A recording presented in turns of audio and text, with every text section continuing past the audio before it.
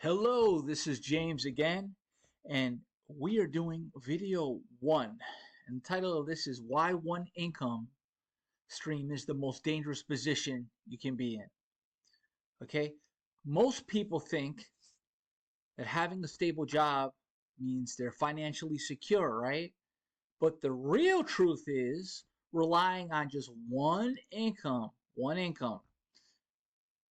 that might be the most dangerous financial position that you can actually be in.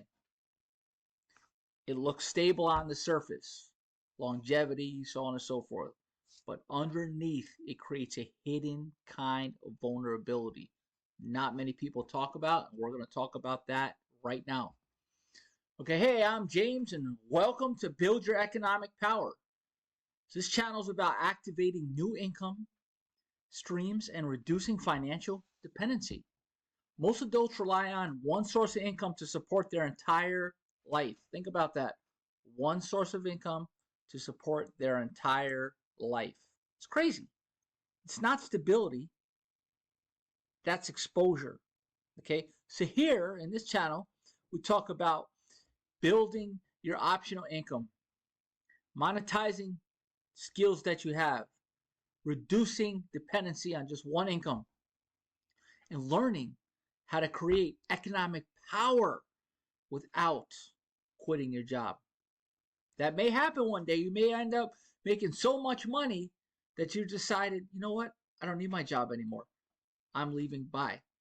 That is basically the goal of this channel, to help you think and open up your mind and your God-given creative mind that God has given you to explore different opportunities and start making income from those opportunities that you see or that you create.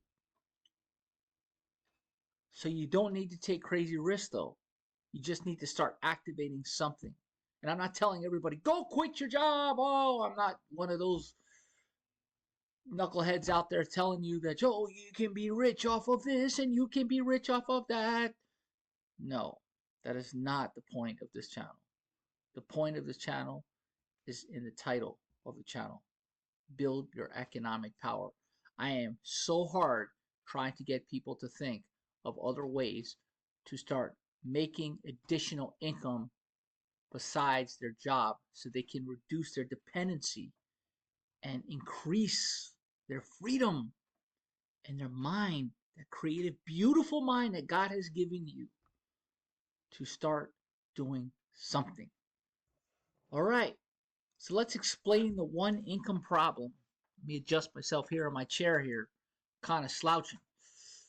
So if your entire life is supported by one income source, everything depends on that one income stream continuing forever. All right? Let's talk about some things that could happen with one income source from a job. Layoffs could happen.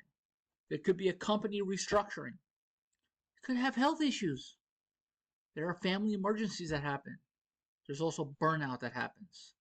When you rely on one income, your margin for error disappears. Okay, it's hard to do a lot of things, when you have one income. You gotta almost do everything right. It's scary. It's like, whoa.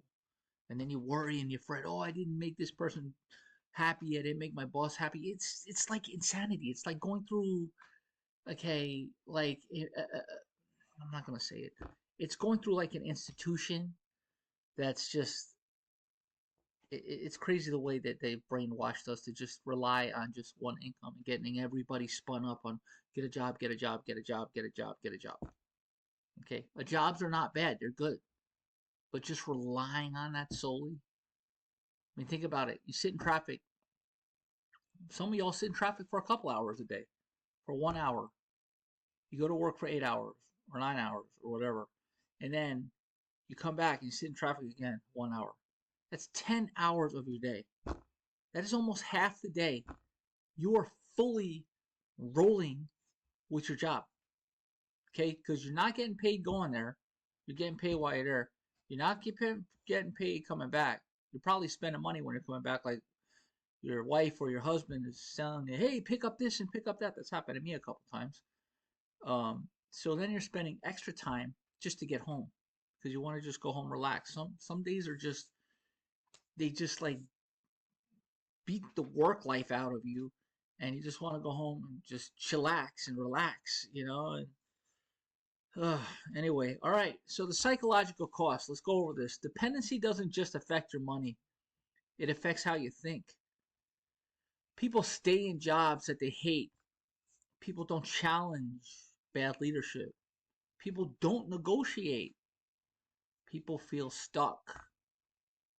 Because when that income disappears, the pressure starts immediately. That is not fun. Okay. I said this in a video, but back in 2002, my first layoff happened. And I was going through some medical stuff with my former family, my ex-wife and stuff.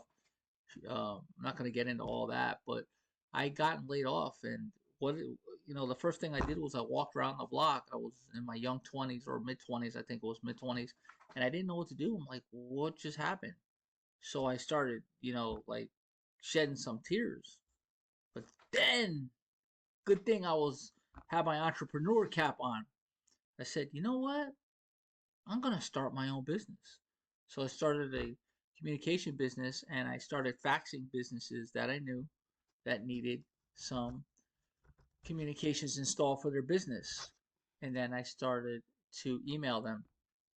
And lo and behold, my former company actually reached out to me and said, hey, we'd like to hire you, but as a contractor. So they paid me what their going rate was that they were paying for customers out there. And when I was doing it, actually doing the work for them. So I was like, wow, cool. But obviously, I had no benefits. I had no medical. I had no dental. I had no vision, so on and so forth. But I was making income. And then on top of that, some other company, um, being an entrepreneur sometimes can be risky because another company, as I was going to say, not stuttering here, I'm just trying to remember quickly. Another company owed me like $800 or $900, and what happened was they had asked me before they paid me at the job site after I was done with the job. Oh, we just want to know, do you have insurance for the job? Like accident insurance or something. And I told the company, I said, I'm sorry, I'm just a one-man show right now, and what I've got going on is I don't have insurance. So they literally tried to screw me out of $800 or $900. I kept calling and calling week after week. Can I get my check, please? Oh, well, and they had all these excuses. And I finally said, you know what? I'm going to come up there right now. It's like a 40-minute drive, and I'm going to go pick up my check. When I get there, you better have my check ready because I'm not playing here. So, because they owe me money. Because some companies might try to stiff you, this and that, and customers might try to stiff you. That's just the business world. It is what it is. But, I went up there. I said, okay, I'm in the office. I'm not leaving until I get my check. I'm here to collect my check. So they're like, okay, we have to talk with the CEO or whatever, whatever. They talk with the CEO, and legitimately, I did the freaking work. It's all on paper, and they signed off on it. Because I used to have I'm pretty sure I used to do that. I'm trying to remember. It's been over 20 years now. Have people sign when I'm done with the job. So they signed off it. So literally, I could have took them to small claims court, which was just a hassle and a crassle and a wrestle and a tassel all in itself, whatever the words I'm saying. I mean, but they did. They cut me the check, and I said thank you very much, and I left. And then I also had a friend of mine. He had some side jobs that was doing communication, so he used to say, "Hey man, I'll give you some money and help you out with I know right now you're going through some stuff and help you out." So I did that. He paid me a couple $100, and I did the communications install for him and the programming of what needed to be done, and gave me a couple $100, and it was done. Thank you very much. Have a great day. So that was cool too. So, but you see, I had to put on my thinking cap. I lost my job. I didn't know what to do, so on and so forth, because I can't just depend on unemployment. A lot of people like, oh, I'm not working. I'll depend on unemployment. No, whatever. Okay, unemployment goes so far. I've had jobs where I literally got quit. I quit or I got fired where I did not have unemployment. I had to think of some other ways how I'm going to make money. Okay, my wife and I one time had a touring business, a walking tour business. That was lots of fun. If you want to really get some good exercise, open a tour business. And we would walk downtown and we would show people the city and the bay and all that stuff and World War II monuments, and it was real. It was a lot of fun. I got to talk about when I was in the Navy and the service as well, because we passed the aircraft carrier, and that was a lot of oh, that's an aircraft carrier. I was in the Navy. I was on one of those, and I gave not that particular one, but anyway. So anyway, let's get to the point here, folks. You know, a while back, I once overheard a man talking to himself in the restroom. He didn't know I was there, but he's just talking to himself, and he said quietly under his breath, he said, I know I should have been there for them. I just couldn't take the days off. Now, that wasn't laziness, that was economic dependency. When your income controls your time, your life gets smaller. Okay, maybe he had some emergency with his family, he couldn't take it off, he couldn't take the time off. It just sucks. Whatever the situation was, I don't know, I didn't ask him. But I'm like, why will God allow me to hear that? Oh, now I know why. Because I needed to tell people about that. It's sad. Sometimes we get stuck in the, oh my gosh, I have to work this and that. The day that I don't like talking about this too much. I think I said it in another video as well. But the day that my father passed away, my dad passed away, I was uh, I think I was working and I had to take the day off. And I talked to him a couple hours before he passed. Um, but I went there to see him as well. I was in my city where I was, and I was saying, "All right, Dad, I'm gonna come. I'm gonna get on a plane right now. I'm gonna head out, and I'll see you in a couple hours." Okay, cool. And by the time I got there, he was on what's called oxygen starvation. And oxygen starvation is exactly that. The body is starving for oxygen because it's dying. And I was able to get some last words from him. He couldn't talk normal sentences, but the nurse did tell him that, hey, your dad can wake up and say something. So I go, hey, Dad. I mean, he was already awake, but, come to consciousness. Hey, Dad, hey, we're here. And he squeezed my hand really tight. And he was trying to get something out. And I just said, okay, Dad. And, I said, yes, And then I said, I love you. And he said, I love you too. And then he went back and he went, that's what oxygen starvation is, when the body cannot breathe. But we're not here to talk about that. But I was working is the point, and it just sucks that I couldn't have just been like, yeah, you know what? I'm out of here. I gotta go. And I kind of did that, but it's just not good. Anyway, all right, let's get on to some solutions here. So therefore you can start building your economic power and start to get your mind to create a beautiful mind that God has given you. Start to work here. This is the point of the channel. This is why I talk about economic power. Because economic power isn't about getting rich. It's about having options.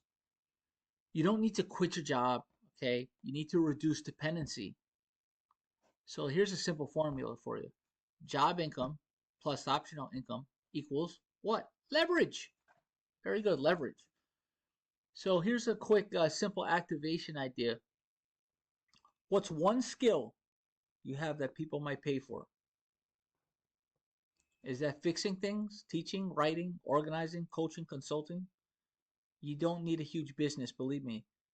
You need your first 500 bucks, then your first 1,000. Wouldn't that be nice, huh? Then you're really starting to roll in some dough and you're not rich, not even near it. But hey, optional income's so important. So economic power isn't about money alone. It's about control, movement, and choice. If you had to generate 1,000 bucks in the next 30 days without quitting your job, okay, don't quit your job. What would you try? Drop it in the comments below. Hey, if you like this, please subscribe and hit that notification bell. If you're ready to start building your economic power today and you want to start listening to more videos like this. Thank you so much, folks. I appreciate your time. God bless you. This is James. I'll see you on the next video.